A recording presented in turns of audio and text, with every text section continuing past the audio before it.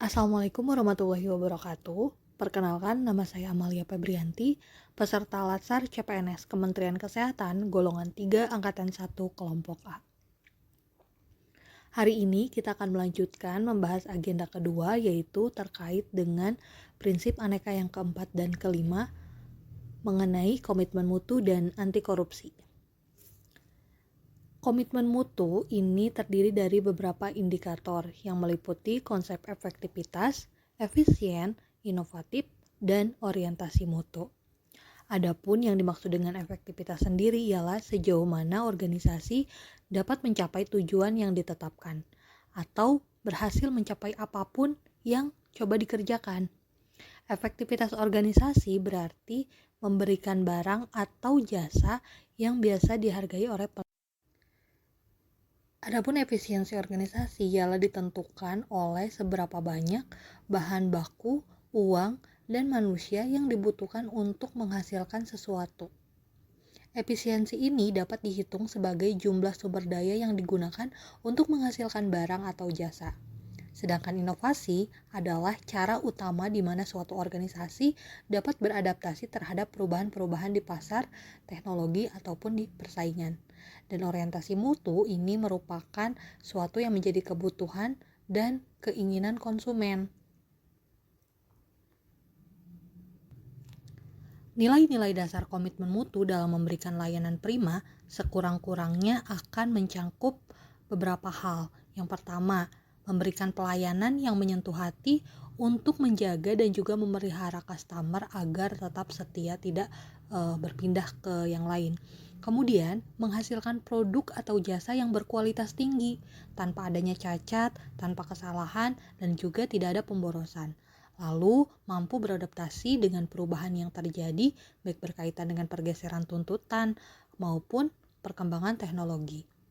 Selanjutnya, menggunakan pendekatan ilmiah dan juga inovatif dalam pemecahan masalah dan juga pengambilan keputusan.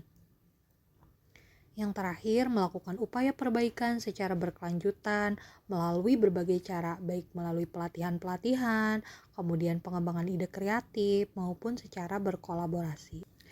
Lalu bagaimana cara penerapan dalam kehidupan sehari-hari atau di dalam pekerjaan kita? Sebetulnya banyak cara yang bisa dilakukan untuk senantiasa memperbaiki mutu layanan.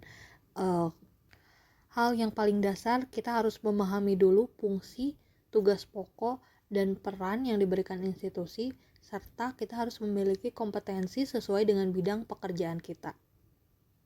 Lalu, harus merencanakan target mutu apa yang ingin dicapai, lalu memahami juga bagaimana karakter pelanggan yang akan kita layani, terus menguasai teknik pelayanan prima, melayani dengan sepenuh hati, menerima kritik dan saran, juga termasuk ke dalam peningkatan mutu.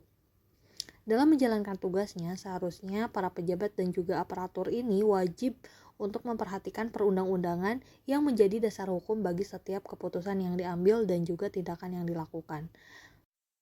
Contoh real yang bisa perawat lakukan untuk peningkatan komitmen mutu yaitu menggunakan sumber daya alam termasuk BHP seperlunya saja. Jadi tidak boleh berlebih-lebihan. Hal ini merupakan prinsip efektif di dalam komitmen mutu. Lalu menjalankan SOP dalam setiap kegiatan sehari-hari. Hal ini merupakan prinsip dari efisien. Selanjutnya mampu memodifikasi lingkungan sesuai dengan kebutuhan. Ini merupakan salah satu prinsip kreatif di dalam peningkatan mutu. Selanjutnya untuk prinsip inovatif, kita bisa memodifikasi lingkungan, contohnya traumatic care untuk di ruangan anak. Dan untuk orientasi mutu, kita bisa melakukan pelayanan kepada pasien dan juga keluarga dengan mempraktikkan 5S, yaitu senyum, sapa, salam, sopan santun kepada seluruh pasien dan juga warga instansi tanpa terkecuali. Selanjutnya adalah nilai aneka yang terakhir, yaitu anti korupsi. Korupsi seringkali dikatakan sebagai kejahatan yang luar biasa. Salah satu alasannya adalah karena dampak dari korupsi ini sangat luar biasa, yang bisa menyebabkan kerusakan baik di dalam ruang lingkup pribadi, keluarga, masyarakat, maupun kehidupan yang jauh lebih luas. Kerusakan tersebut tidak hanya terjadi di dalam kurun waktu yang pendek aja, namun dapat berpengaruh secara jangka panjang. Tujuan dari adanya materi terkait dengan anti korupsi ini agar kami para peserta Latsar mampu mengaktualisasikan nilai-nilai dasar anti korupsi di dalam memimpin, mengelola, dan juga melaksanakan tugas jabatan, sehingga mampu membentuk perilaku yang amanah, jujur, serta berperan dalam mencegah korupsi di lingkungan tempat kita bekerja. Menurut Undang-Undang Nomor 31 Tahun 1999, terdapat 7 kelompok tindak pidana korupsi, yaitu yang pertama, yang menyebabkan kerugian keuangan negara, yang kedua, tindakan suap menyuap, yang ketiga, tindakan pemerasan, yang keempat, perbuatan curang, yang kelima, penggelapan dalam jabatan, yang keenam, benturan kepentingan pengadaan, dan yang terakhir adalah gratifikasi. Gratifikasi ini adalah hal yang mungkin sering kita dengar. Gratifikasi merupakan salah satu bentuk tindakan pidana korupsi. Istilah gratifikasi ini berasal dari kata gratitude yang artinya terima kasih. Gratifikasi ini dilarang. Kenapa? Karena jika dalam bentuk-bentuk terima kasih ini diberikan untuk pegawai negeri atau penyelenggara negara, maka biasanya akan ada kaitannya dengan jabatannya. Gratifikasi ini bisa berupa uang, barang, diskon, ataupun pinjaman, maupun liburan, biaya pengobatan, dan juga fasilitas-fasilitas lainnya. Selain merusak sendi-sendi kehidupan berbangsa dan negara, korupsi juga merusak sistem perekonomian. Apakah imbasnya? Imbasnya apalagi kalau bukan membuat negeri kita yang kaya raya ini masih juga belum bisa mewujudkan kemakmuran dan juga kesejahteraan. Segala potensi yang dimiliki pun seakan-akan tidak berarti. Layanan publiknya akan menjadi buruk, kemudian tingkat kesehatannya rendah, pendidikan tidak terjamin, tingkat pendapatan masyarakat juga masih memprihatinkan, dan masih banyak lagi indikator negara makmur yang belum bisa negara Indonesia capai. Dengan kata lain, harapan untuk mewujudkan Indonesia sebagaimana negeri impian pun jauh gitu ya dari realitanya.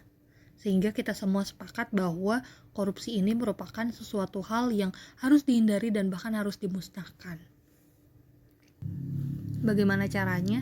Caranya dengan membentuk pribadi yang jujur, kemudian berintegritas. Integritas ini adalah suatu hal yang sangat penting dalam pemberantasan korupsi karena integritas ini merupakan sikap yang jujur dalam memberikan pelayanan serta peduli dan peka pada lingkungan sekitar. Contoh yang bisa kita terapkan sebagai perawat di ruangan ialah pada saat keluarga pasien menyampaikan keluhan, hendaknya kita tangani sesegera mungkin. Kemudian kita juga harus menolak pemberian hadiah dengan tegas dan juga berani.